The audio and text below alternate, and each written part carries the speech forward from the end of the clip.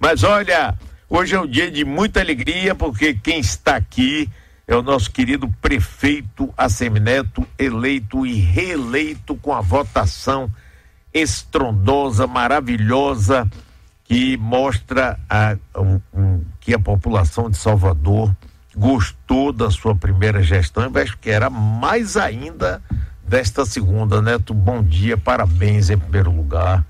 Fiquei muito alegre com sua vitória, acho que foi merecida, você trabalhou muito, você se estruturou, você montou uma equipe decente, você deu espaço para muitos jovens, enfrentou problemas que você sabe que tem e vai ter mesmo, mas muito bem, e você merece essa votação que teve e merece os parabéns e a alegria de quem diz assim, 4 anos, ou 2 ou 4, não sabe, nós teremos um prefeito aqui que sabe trabalhar essa cidade. Bom dia, Mário, bom dia aos amigos ouvintes da Metrópole. É com grande alegria, Mário, que eu estou aqui e fiz questão que a primeira entrevista, que não fosse aquelas entrevistas coletivas, ou seja, uma entrevista exclusiva, fosse aqui com você nesse bate-papo que a gente pôde fazer nos últimos 4 anos. Tantas vezes que eu vim aqui, ouvir seus conselhos, conversar sobre a cidade, conversar com as pessoas que dão essa audiência campeã à Rádio Metrópole. Eu fico muito feliz, agradeço as palavras. Eu lembro que coloquei como uma meta para toda a minha equipe que a gente não deveria preocupar com a eleição. Isso quando eu assumi, lá em 1º de janeiro de 2013. Que a gente tinha que se preocupar em trabalhar. E que a eleição, ela seria consequência ou não de um trabalho bem feito. E graças a Deus, nós tivemos o reconhecimento da população. Aliás, uma vitória que chamou a atenção do Brasil. O que é muito positivo para Salvador.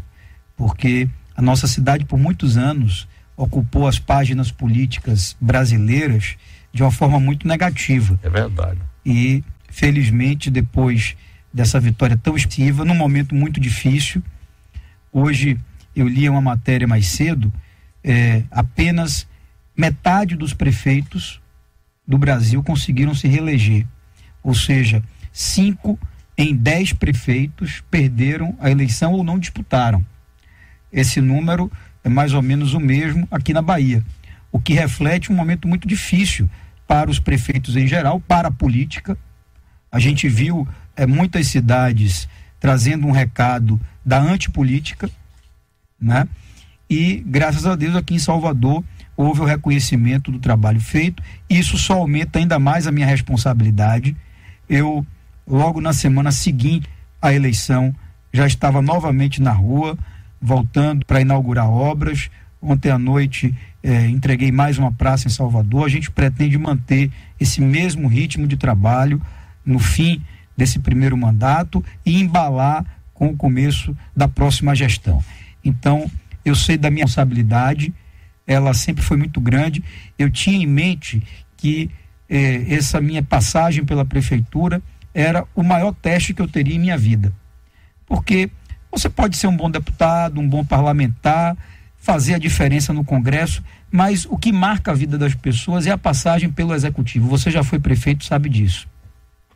E eu tinha noção do meu dever e da minha responsabilidade, por isso procurei me dedicar ao máximo. E não vai ser diferente agora, pelo contrário, com essa responsabilidade ainda mais ampliada de quem teve a confiança de 74% da população, eu dedico o melhor da minha energia para continuar atendendo as expectativas de Salvador. Claro que no momento ainda mais difícil, a gente faz hoje um grande esforço para manter o equilíbrio das contas públicas.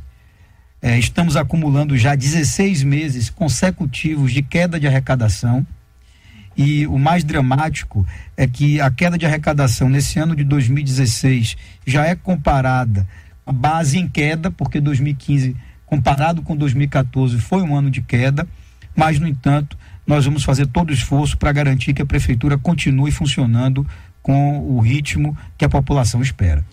Antes de entrarmos aqui mais na cidade, vamos conversar um pouquinho sobre política nacional. O seu Partido Democrata estava quase desaparecendo. a sua eleição, a primeira eleição para o prefeito de Salvador, fez com que, olha, tem uma capital no Brasil que tem um prefeito. A sua reeleição ajudou a democrata mais ainda.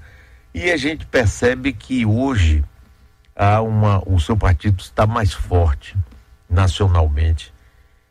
Eu me lembro, inclusive, que chegou a se discutir muito aqui. Eu conversei muito com você. Vai sair do partido? Vai para que partido? Vai para aqui, vai para ali. Você quieto ali, como come quieto que tu é. Não sei, vamos ver, na hora. Mas, nacionalmente, houve uma mudança muito grande com essa eleição. Houve. Na verdade, o PT foi o grande derrotado dessa eleição municipal. O número de prefeitos que o partido elegeu no Brasil todo despencou, né? Agora no segundo turno... 600 e tanto baixou para 200 e... despencou. Agora no segundo turno, o PT não ganhou em nenhuma capital, né? Me parece que no primeiro turno ganhou apenas uma. Lá em cima. Foi, lá no Acre, né? Foi a única prefeitura que o PT ganhou. Com um desempenho no Nordeste muito negativo. Eu quero lembrar que era a base dele. Isso, porque o que acabou fazendo toda a diferença nas eleições de Lula e Dilma, nas duas eleições de Lula e nas duas eleições de Dilma, foi a região Nordeste, que agora rejeitou o PT nas urnas.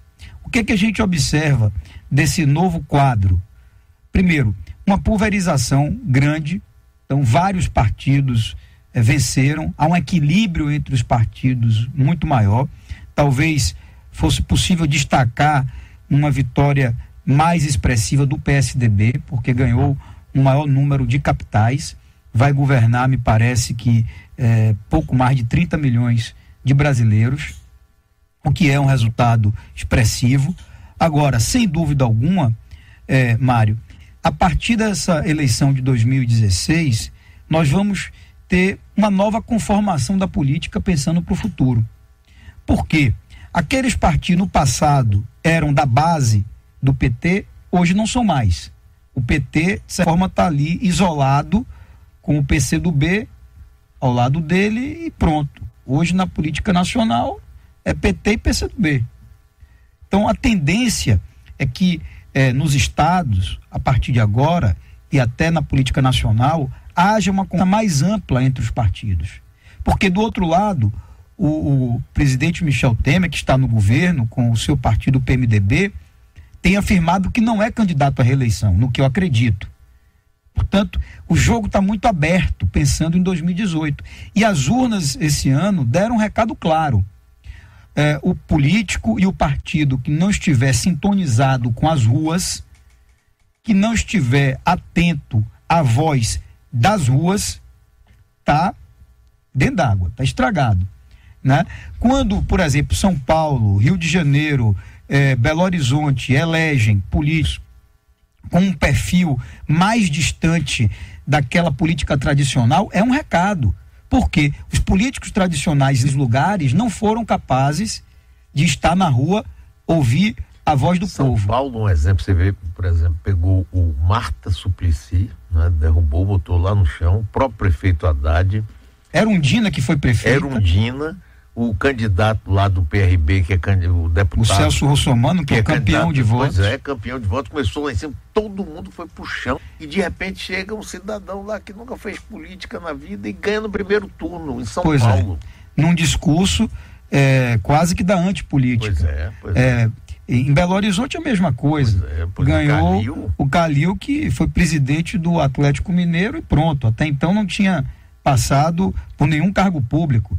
Não é? No Rio de Janeiro, de certa forma, o senador Marcelo Crivella, né, seguiu uma trajetória política diferente daquela coisa do sujeito que começa vereador, depois vai deputado e por aí vai subindo. É um recado do Brasil. Agora, é claro que também, e eu dizia isso no domingo, fazendo comentários sobre a eleição, é claro que o desempenho desses novos nomes, né, vai ser muito observado pela população. Claro. Eu, por exemplo, não sou daqueles que acham que a política tem que ser negada, né? Eu acho que a classe política, ela, quando trabalha direito, quando apresenta resultados, a população aplaude. Quando ela faz a coisa errada, quando ela não assume aquilo que se comprometeu, a população rejeita. E é o que a gente viu acontecer em muitos lugares. Agora, é um momento, sem dúvida alguma, bastante nebuloso e confuso, sem que a gente possa olhar para o futuro e projetar claramente o que vai acontecer para as próximas eleições. Porque no Brasil era normal o seguinte: passou uma eleição, já começava o debate da próxima. É verdade. Né? Hoje, quem quiser debater vai estar fazendo futurologia, tentando adivinhonismo, né? Porque não tem como você prever exatamente o que é que vai acontecer aí. Um exemplo da projeção nacional da sua eleição, eu até comentei aqui, foi aquela excelente entrevista que você deu nas páginas amarelas da Veja. Normalmente, eu nunca me lembro assim, de ter visto um prefeito do Nordeste ter um destaque assim nacional. E a própria liderança sua como deputado federal no Congresso, isso também ajuda a criar essa coisa importante que... Eu pergunto agora, o governo federal agora de Michel Temer, você acha que está lhe ajudando, que vai ser um parceiro importante para você na sua segunda administração? Olha, Mário, eu tenho muita confiança de que possa nos ajudar. Primeiro porque quando nós iniciamos todo um diálogo com o presidente Michel Temer, eu coloquei para ele que o meu único interesse era que ele pudesse ajudar a cidade de Salvador, liberando os recursos, apoiando os nossos projetos. Temos já um fato direto, que foi a liberação do BRT. O BRT era aquela novela, né, ata e não desata. Fomos enrolados por muito tempo pelo governo petista, com muitas promessas e sem nenhuma ação concreta. Inclusive teve naquela primeira tentativa de ajuste fiscal com o Joaquim Levy, ministro da Fazenda, você foi daqui com os deputados federais do seu partido, tiveram um encontro com Michel Temer. Ele era vice-presidente. Ele era vice-presidente, encarregado na época da coordenação política. Articulava política. E você foi lá levar esses votos e votaram a favor do ajuste fiscal. Naquele momento ainda governo da presidente Dilma, do PT, fizemos isso por um compromisso com o país e, é claro, por uma expectativa de que Salvador fosse atendido. Então, o presidente Michel Temer, ele conhece qual é a nossa pauta. O BRT, como ele dizia, agora já deu um passo importante, assinatura do contrato de financiamento com a Caixa Econômica Federal. Nós estamos aguardando a autorização da própria Caixa para citar essa obra, que a gente espera iniciar o processo de citação agora no mês de novembro. Existem outras pautas que eu tenho cobrado, e tenho cobrado firmemente. E veja, a minha posição é uma posição muito clara. Eu não posso deixar, inclusive, de registrar aqui o apoio que eu venho tendo do ministro Gedel Vieira Lima. Toda vez que eu ligo para o ministro, eu vou a Brasília, que me encontro com ele, ele procura atuar com muita presteza, com agilidade, com energia, para ajudar a cidade. Nós temos agora um acordo com o governo de liberação de recursos para a saúde, por exemplo.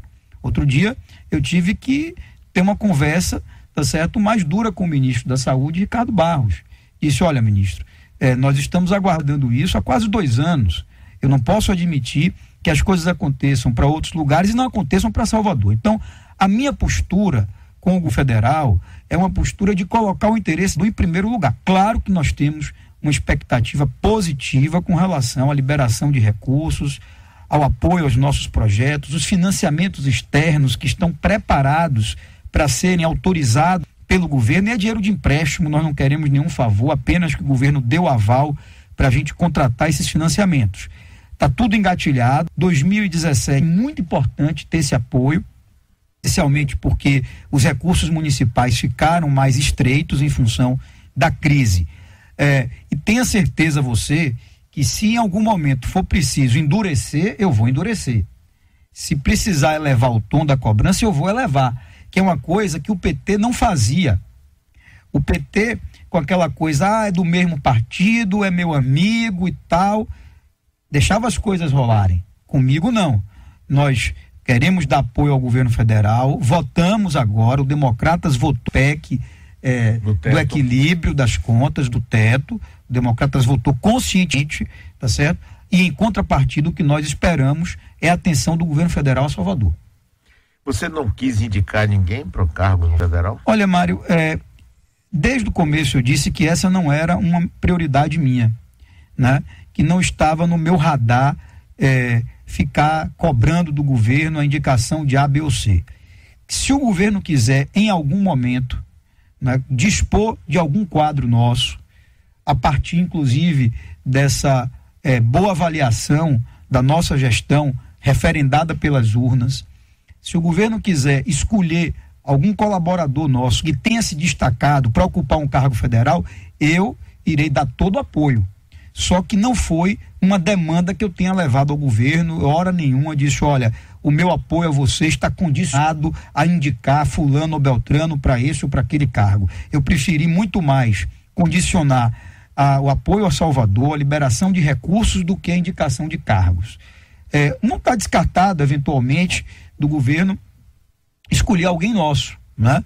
Acho que não está descartado. Só que não é uma prioridade em nossa pauta e eu tenho muito cuidado quando trato dessas, porque começa a especular, sai notinha aqui, acolá, você queima as pessoas, mas eu diria que não está descartado, não está nem na nossa pauta de prioridade, você como não também... carta nem descarta. Pois não carta nem descarta. Conversando aqui com o prefeito Assemineto, de que forma essa PEC do teto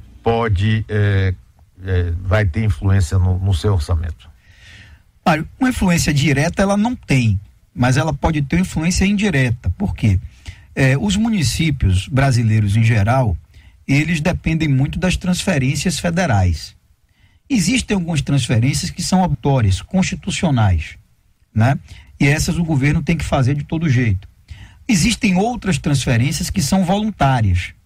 E para isso é preciso ter recursos disponíveis, sobretudo no setor da educação e da saúde. A minha preocupação principal é que não se crie um engessamento por 20 anos, né, que trave os necessários investimentos na área social, de educação e saúde. No entanto, eu quero dizer que para esse momento a aprovação da PEC do gasto era importante para o Brasil. Trago aqui o meu exemplo. Nós ampliamos, Mário, nesses últimos 4 anos, os investimentos em educação e saúde. Quando eu assumi, a prefeitura investia em educação 22,5% do orçamento. Hoje nós estamos investindo 28%. Em educação, em saúde, melhor dizendo, nós investimos 15%. Agora estamos investindo 20%.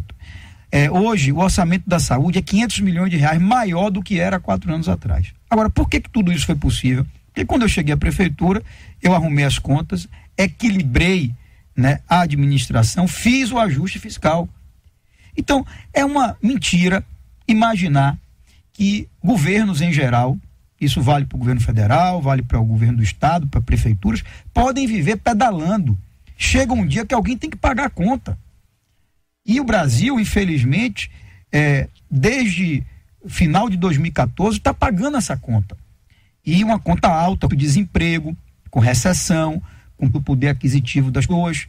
Então, é uma realidade falsa imaginar que o sujeito vai ter dinheiro para investir em educação, em saúde, em habitação, em projetos sociais, se ele não tiver as contas equilibradas.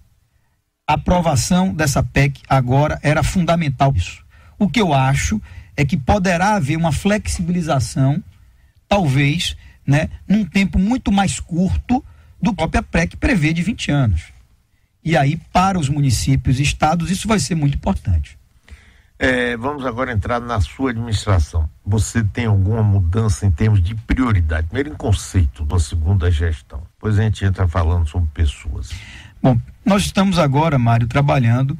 Ontem, inclusive, eu fiz uma longa reunião. Hoje, mais uma outra longa reunião com a equipe que eu montei. Alguns colaboradores da prefeitura, outros de fora da prefeitura, equipe coordenada pelo nosso secretário da Casa Civil, Luiz Carreira, fazendo todo o redesenho da administração. É claro que a base, ela será mantida, a estrutura atual, ela será mantida. No entanto, nós introduziremos sim novidades, vamos fazer mudanças internas em muitos órgãos, cujos nomes poderão até ser mantidos, mas que vão passar por adequações internas, aperfeiçoamento de práticas de gestão, graças, é claro, a 4 anos de experiência acumulada. Nós agora vamos começar em janeiro de 2017 com muito mais conhecimento, né, com muito mais experiência do que há 4 anos atrás. Nós estamos trabalhando muito essa questão econômica da cidade, que é um grande problema. É claro que a prefeitura ela tem poderes limitados, né? A gente sabe que a questão econômica passa pela situação nacional, pela retomada do Brasil, por um ambiente diferente de confiança no investimento. No entanto, nós estamos procurando definir ações muito concretas e práticas que a prefeitura possa realizar para estimular a economia de Salvador. Então, do ponto de vista conceitual, essa vai ser uma novidade que nós vamos trazer, né? Nós vamos ter uma nova pasta nessa área econômica bem forte, com a estrutura bem forte e com instrumentos para trabalhar. Eu, inclusive, a partir de agora, vou começar a chamar as forças empresariais de Salvador para conversar, abrir um diálogo, né? Não aquela coisa de ficar ali no rame-rame, entendeu?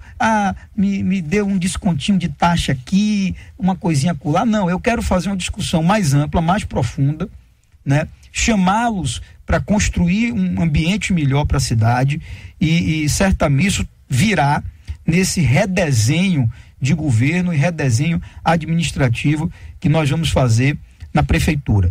Provavelmente alguns órgãos serão extintos, outros podem ser criados.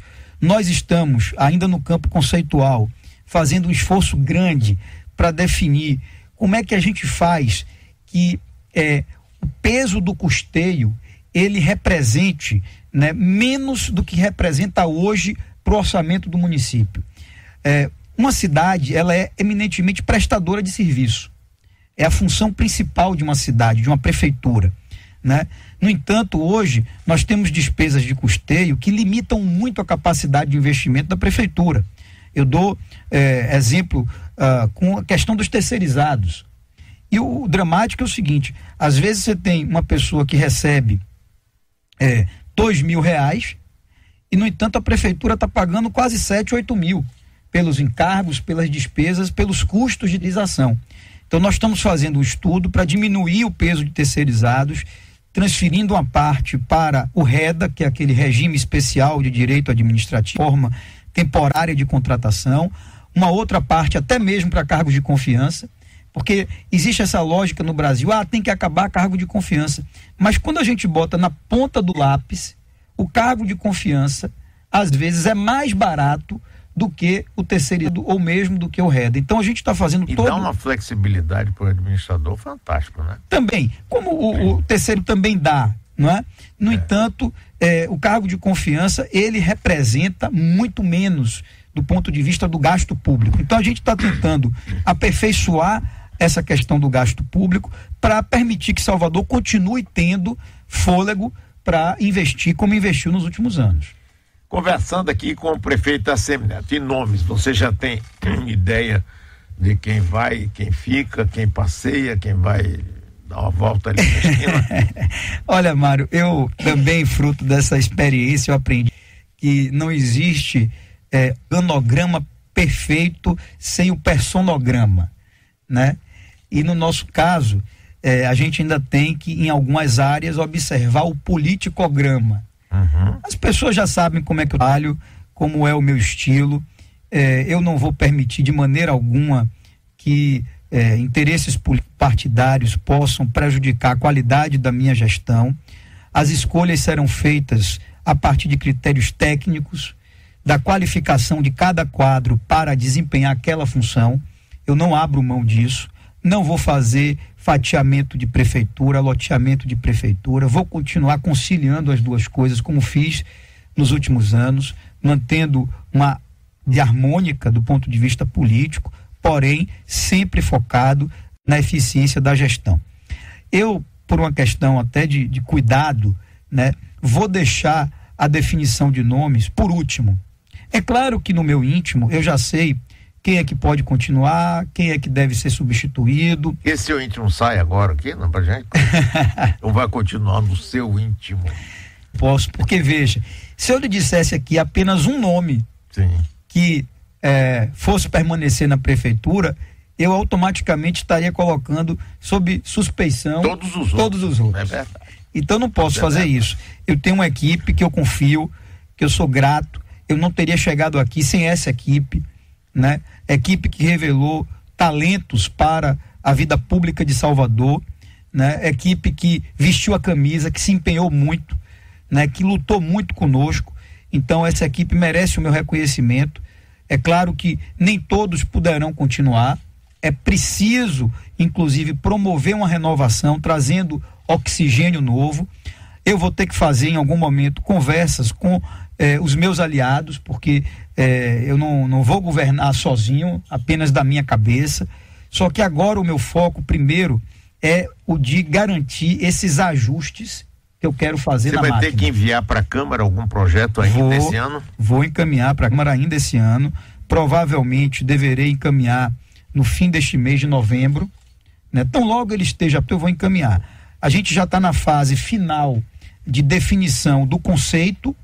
Aí agora a gente busca a equipe da Secretaria de Gestão e da Secretaria da Fazenda para fazer conta, porque essas mudanças todas que eu vou fazer, elas partem do pressuposto de não aumentar o gasto público. Uhum. Então, pode ser que a gente crie novas pastas, extinga algumas, que crie cargos, extinga outros, mas a conta final tem que ser negativa, na verdade nem igual a zero. Nós queremos economizar com essa reforma que vai ser feita, para sobrar mais dinheiro para gastar com a cidade. E aí ela será encaminhada para a Câmara. A definição de nomes só deve acontecer a partir lá do dia 15, 20 de dezembro. Antes disso, eu não creio. Vamos conversar agora sobre turismo. Nós temos aqui, você preocupado com o desenvolvimento econômico da cidade, sabe que o turismo aqui é uma fonte fundamental para a gente. Nós estamos no centro de excursões fechado.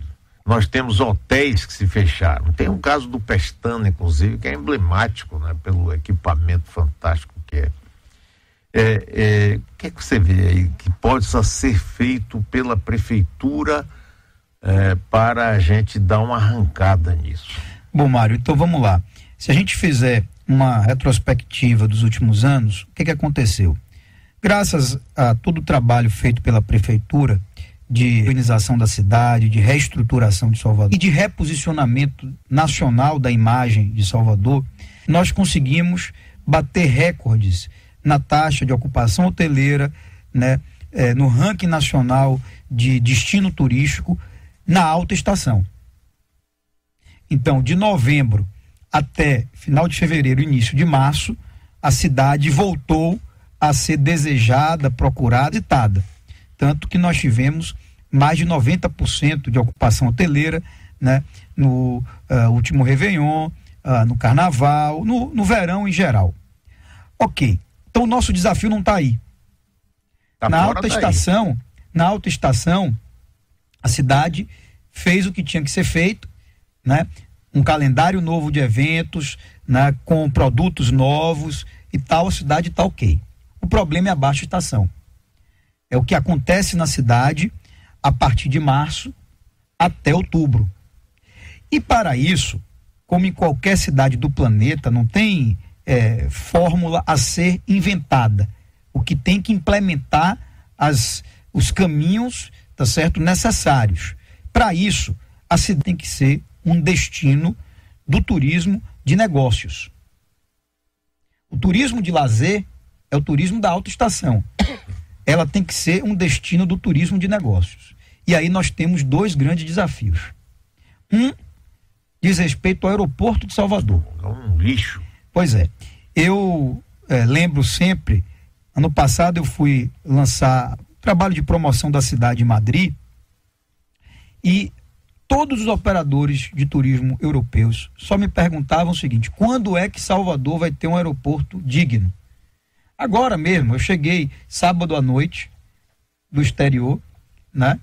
E há quase 3 anos, me parece, a escada rolante Está quebrada, não funciona. Do desembarque regional está quebrada. Exato. Não funciona.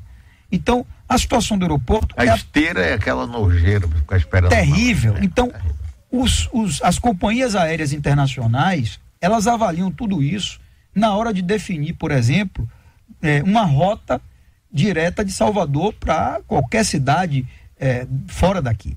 Então, essa questão do aeroporto, nós estamos de perto acompanhando e cobrando do governo federal, que colocou o aeroporto de Salvador no plano de concessões. Já existem grupos empresariais, inclusive internacionais, interessados nesse equipamento, e eu acho que a concessão vai sair.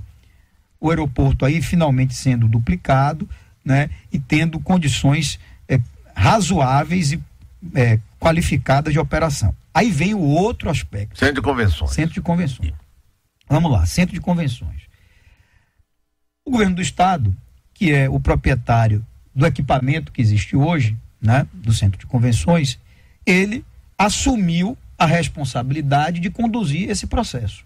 Então você vai perguntar, por que a prefeitura não se envolveu nessa história? Porque não tinha sentido eu criar uma disputa em torno de um assunto que já vinha sendo conduzido pelo governo do estado. Certo. O governo do estado colocou, não é, mais de 30 milhões de reais, na verdade quase 40 milhões de reais nos últimos anos, numa solução que agora simplesmente se mostrou desastrosa. Então, gastou dinheiro público, né, perdeu tempo, criou expectativas e agora me parece que o único caminho é desmontar aquele centro de convenções. E ao que eu sei, o governador e a sua equipe ainda não tem uma solução para o assunto. Então, o que é que eu pretendo fazer? E eu falo isso aqui sem disputa política, sem divergência, sem birra, sem nada disso, porque eu acho que esse assunto ele está acima de qualquer enfrentamento político. Eu pretendo procurar o governador agora, ainda no mês de novembro, né? Eu vi que ele estava viajando também. Eu pretendo procurá-lo a partir de agora. Temos alguns assuntos da cidade na pauta com o governo do estado, sendo que o principal é esse. O que é que a prefeitura pretende? No caso do centro de convenções, numa conversa muito tranquila. O governo do estado tem uma solução? Ótimo. Nós então vamos ajudar nessa solução, caso seja interesse do governo. Espero que assim o faça, né? O governo não tem uma solução e quer a nossa ajuda para pensar essa solução, nós estamos abertos a isso. Então, esse assunto precisa ser resolvido. E eu vou colocá-lo como uma prioridade da nossa conversa com o governo do estado. Passada a eleição, você volta aí agora a se relacionar com o governador em termos administrativos, como aliás nunca parou, mas por conta da eleição sempre dá uma paradinha, porque um fala isso, outro fala aquilo. Mas passada a eleição, se bem que a gente fica com aquela sombra 2018, todo mundo fica dizendo, Neto vai ser candidato, preparou o Bruno para ser o prefeito e tal, e coisa e tal. Você vai continuar dizendo que não está no seu horizonte, claro. Mineirinho, você não é mineirinho, mas é o baianinho come quieto. Não está no seu horizonte, mas está. Você queira ou não queira, 2018 está no seu horizonte. Ou você é candidato, ou você apoiando alguém que represente as forças de oposição ao PT aqui no estado. Portanto, 2018 está no seu horizonte, de uma forma ou de outra. É verdade ou não é? Olha, Mário, primeiro eu quero dizer o seguinte: quando o Rui Costa foi eleito governador, em 2014... Você se dava melhor com o Jacques Wagner. Rui Costa disse que é porque ele tinha olhos azuis, você se dava melhor por ele. Não é exatamente por isso. Olha, eu já disse aqui algumas vezes, eu não tenho por que esconder, né? Eu não tenho que ficar implorando simpatia do governador, né? O ex-governador Jacques Wagner, com quem nós temos grandes divergências políticas, claras divergências políticas, ele conseguia separar o que era a divergência política do que era o trato pessoal nos ambientes sociais, etc. Tá certo? No entanto, eu como prefeito não tenho que ficar atrás da simpatia de Rui, não é isso. O que eu quero é objetividade na conversa, respeito à cidade, decisões concretas para ajudar Salvador. Ponto. É o que eu espero. Quando ele se elegeu governador, em 2014, eu dei uma declaração que, para mim, a página estava virada a partir daquele momento. Que a partir dali nós iniciaríamos uma relação administrativa e que eu deixaria a disputa eleitoral para o passado. Muito bem. Agora, por exemplo, quem vê as declarações do governador depois da eleição, tá certo? Vê que ainda são declarações rancorosas. Então nós tivemos aqui uma vitória com apoio de 74% da população. Uma parcela dessas pessoas, inclusive, não avalia negativamente o trabalho dele. Então, eu garanto que a população de Salvador, nesse momento, não quer ver disputa de governador e prefeito. Esquece isso. No entanto, para que de fato as coisas aconteçam, o governador ele precisa amolecer um pouquinho o coração dele, entendeu? Precisa deixar um pouquinho, né, rancores de lado. Eu não tenho nenhuma responsabilidade ou culpa pelas estratégias que eles adotaram e pelo resultado vieram. Aliás, derrota que não foi apenas em Salvador. Veja que das 10 maiores cidades da Bahia, a nossa base ganhou em 7. A 7ª aconteceu agora no último domingo, que foi Vitória da Conquista. Ganhamos cidades emblemáticas que eram governadas pelo PT há muitos anos. Seja lá de Pintado, que foi a primeira vitória que o PT conseguiu aqui de prefeituras, a Camaçari, né? Ou Vitória da Conquista, que o PT governava há 20 anos, né? Ontem, por exemplo, eu bati um papo com o prefeito de Santa Amaro, que derrotou o PT lá, que era muito forte. E isso aconteceu em muitos lugares da Bahia. Então eu acho que o governador, ele precisa compreender o resultado das eleições, ele precisa entender que não dá para governar o Estado a partir de um pensamento único. É preciso abrir a conversa, é preciso chamar os prefeitos. Ele nunca chamou os prefeitos coletivamente para ter uma conversa mais aberta, para discutir projetos, para, né, trocar ideias. Então, ele precisa fazer isso. Eu estou disposto, quero ajudar, não tenho 2018 na minha cabeça. Claro, eu sou um agente político, você disse uma coisa certa. Em qualquer circunstância, até mesmo como eleitor, se for o caso, sim, e apenas como eleitor, sim, eu vou ter uma posição em 2018. Só que até lá nós temos quase 2 anos. E em 2 anos muita coisa precisa acontecer. E muita coisa precisa acontecer nesse tempo.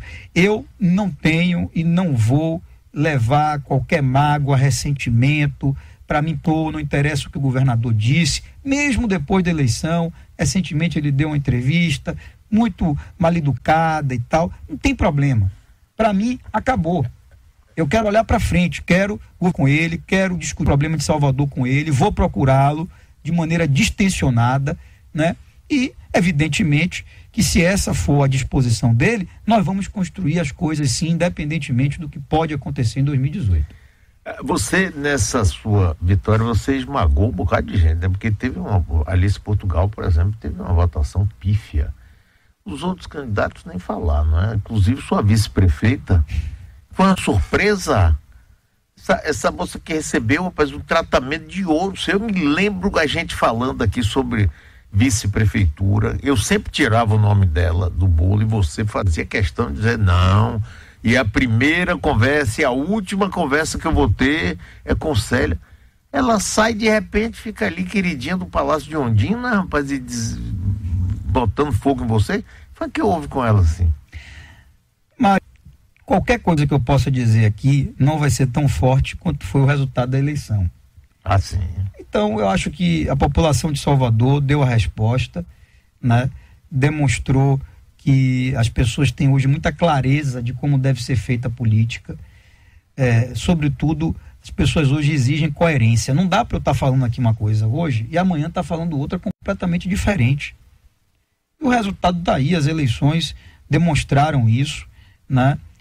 Porque eu digo, de um lado, houve esse amplo reconhecimento ao nosso trabalho, ao esforço que foi feito pela nossa gestão, né? E do outro lado também as pessoas julgaram os candidatos que se colocaram como alternativa a mim. Na verdade, olha, é impressionante, porque começou e acabou a campanha, e hoje eu garanto que ninguém se lembra de uma proposta que foi feita por qualquer candidato que disputou comigo. Porque, na verdade, eles passaram a campanha toda me atacando, me agredindo, né? Achando que essa seria uma estratégia que daria então, certo. falando do golpe. Muita gente acreditou que faziam pesquisa aqui e indicavam que Dilma tinha popularidade, que a população de São Paulo foi contra o impeachment. Aí, inclusive, trouxeram Dilma aqui para fazer campanha para Alice, você lembra disso, né? E na esperança de que esse sentimento que supostamente existia, eu não acho que a maioria da população foi contra o processo do impeachment, então Dilma seria um grande reforço na campanha de Alice. Não aconteceu nada, zero. Olha, eles desconsideram... Inclusive no último debate, Alice o tempo todo você gosta de golpista, e você ainda vem com aquela sacanagem que eu gostei de dizer, não, esse negócio de presídio, quem entende é você. Mário, é o seguinte... Aquilo ali você aprendeu com o seu avô, aquilo é genético, rapaz. Eu dei muita risada. Eles apostaram numa nacionalização da campanha, que não tem um sentido. Veja, eu até acredito que a maioria da população de Salvador se posicionou contra o impeachment. Eu tinha pesquisas que indicavam isso. Só que as pessoas entendiam claramente que o que estava em jogo, o que ia decidir a vida delas, era a eleição para prefeito. É o sujeito que ia cuidar da educação, da saúde, né, do asfalto, e do transporte. Era isso que estava em jogo. E aí foi o grande erro da estratégia deles, de apostarem nessa lógica do golpe. E outra coisa, gostando ou não do impeachment, sendo a favor ou não, já tinha acontecido, não podia voltar mais atrás. Então, era um discurso que na prática não tinha nenhum resultado, né? Então trouxeram mais uma vez Dilma, usaram Lula pedindo voto o tempo todo, aquela mesma coisa de sempre. E querendo carimbar você como golpista, como se você tivesse participado do golpe. E que não dá dado certo. Essa nacionalização já não tinha dado certo em 2012. Pois é, não dá. Não quando tem nada Lula que ver. Era muito forte, na condição de ex-presidente, Dilma, presidente da República, forte. Vinham aqui ministros, 2, 3, 4 ministros toda semana, tá certo? Tinha aquele discurso do alinhamento, que Salvador só sobrevive se o prefeito for do mesmo partido do governador e do presidente e tal. E o nosso trabalho em 4 anos desmontou tudo isso. Então, eles podiam vir com qualquer tipo de argumento, menos esse do golpe, que é uma loucura. Eu, honestamente, quando assistia aos programas de televisão, eu dizia assim, meu Deus do céu, não é possível que essa não tenha um mínimo, tá certo, de apuração aí na estratégia. E no fundo também eu não posso dizer que eu do lado de cá gostava que eles ficassem dizendo isso, porque eu sabia que não ia dar resultado, porque não é verdade. A população sabe reconhecer o que procede e o que não procede. Aí é que tá, entendeu? Aquela coisa de que o marqueteiro produz uma ficção e tal. Não, isso não é verdade. Acabou mesmo. Concordo inteiramente com você. Essa coisa é uma furada. Não dá mais para eleger poste, não tem isso. Entendeu? Isso tudo acabou, a eleição mostrou isso. Aqueles truquezinhos bonitinhos. Não adianta, aquelas musiquinhas, aquelas historinhas que você conta, acabou. Tem que reinventar isso. Pois é. Essa coisa de financiamento de campo, por exemplo. Bem aí a campanha de governador. Mesmo que não seja você, até como agente político e como eleitor, você acha que é possível se fazer uma campanha com esse tipo de restrição que foi colocada? Quem vai financiar uma campanha dessa, por exemplo? Olha, Mário, veja, eu passei agora há pouco, né, pela experiência de uma campanha. As mudanças que aconteceram na última reforma eleitoral foram importantes, porque de fato a campanha ficou mais barata. Os atores envolvidos na campanha, como por exemplo, prestadores de serviço, pessoal que trabalha com comunicação, marketing e tal, veio para uma realidade. Então os preços diminuíram, os custos de campanha diminuíram. Algumas coisas que foram proibidas foram muito positivas, aquela coisa de não pichar muro, de não colocar placa, isso melhorou o aspecto visual da cidade, diminuiu a poluição da campanha, também ajudou a diminuir os custos. Mas eu, como vitorioso num processo eleitoral, em tese podia dizer, está tudo certo. Não está tudo certo. é preciso dizer que não está tudo certo. E eu tenho repetido, eu vivi uma situação muito, muito peculiar aqui. Eu cheguei muito liado, né? Estando na disputa de uma reeleição, que é diferente, tá certo? Com um arco de alianças políticas bem amplo, já muito conhecido, né? Muito conhecido, e a gente não pode fazer um sistema eleitoral apenas para quem já é conhecido, para quem já está no poder e tal, não dá. A gente precisa ser muito mais equilibrado, a democracia exige isso. Então, o Brasil vai precisar discutir a partir de agora. Eu, inclusive, coloquei logo depois da eleição para os líderes no Congresso, para o presidente da Câmara, Rodrigo Maia, né, que o Brasil precisa discutir o financiamento de campanha para frente. O financiamento privado, onde o empresário apoia as campanhas, eu acho que não volta mais. Depois de tudo isso que aconteceu, infelizmente misturaram corrupção com financiamento de campanha, porque uma coisa é corrupção, outra coisa é financiamento de campanha. Claro. Botaram no mesmo balaio, não é? Isso acabou comprometendo o financiamento privado, que na minha opinião não volta mais. Agora, quem paga a conta? Essa é a pergunta. De onde vem o recurso? Porque há uma rejeição natural da população ao financiamento público. O sujeito vai dizer, eu vou pagar para financiar, né? O cara paga dali para disputar a eleição. E quem vai pagar? Pois é. Então, essa discussão vai ter que acontecer. E eu defendo, viu, Mário, uma coisa que o Congresso não fez até hoje, que é consultar a população. Ponto. Vamos partir do princípio do seguinte, não dá para fazer campanha sem recursos. Claro. Vai ter que vir de algum lugar. Vamos colocar o cidadão para escolher o que é que ele acha melhor para o país dele, para o sistema eleitoral, que ele é o grande ator, tá certo? Mas, inevitavelmente, vai surgir a discussão de financiamento público, de voto em lista, de mudança no sistema partidário. É inevitável que surja, não tem como não surgir, porque do jeito que está, não pode ficar. Imagine que daqui a 2 anos nós vamos ter eleição ao mesmo tempo para presidente, governador de 27 unidades da federação, 2 vagas de Senado, deputados federais e deputados estaduais do Brasil inteiro ao mesmo tempo. Ao mesmo tempo. Então, o que hoje, tá certo, compõe o fundo partidário dos partidos, não consegue financiar esse tipo de campanha. Então, de duas uma, ou nós vamos viver uma ficção do faz de contas, o que é o pior dos mundos, ou então nós vamos enfrentar seriamente esse debate e produzir uma solução. Infelizmente nosso tempo esgotou, mas tem 2 coisas que eu queria pedir ao seu povo lá para anotar, que é o seguinte: você dá uma apertada no seu pessoal. Esses pescoços do bueiro, rapaz, que nosso amigo Paulo Fontana chama de pescoço. A cidade está sem pescoço, rapaz. Tá um diabo esse negócio de buraco à toa, porque é uma coisa fácil de fazer. Eu já chamei atenção até porque, Mário, é o seguinte, aí uma coisa boa que você faz que acaba tendo uma consequência, porque quando a gente faz o recapeamento do asfalto, que o asfalto fica liso, a boca, inclusive, fica menos nivelada, né? Aí fica faltando um tal pescoço. É verdade. Quando eu passo e vejo, imediatamente eu ligo e mando corrigir, né? Mas você está certo, e é uma coisa que eu tenho pedido à Secretaria de Infraestrutura e nós vamos ter atenção.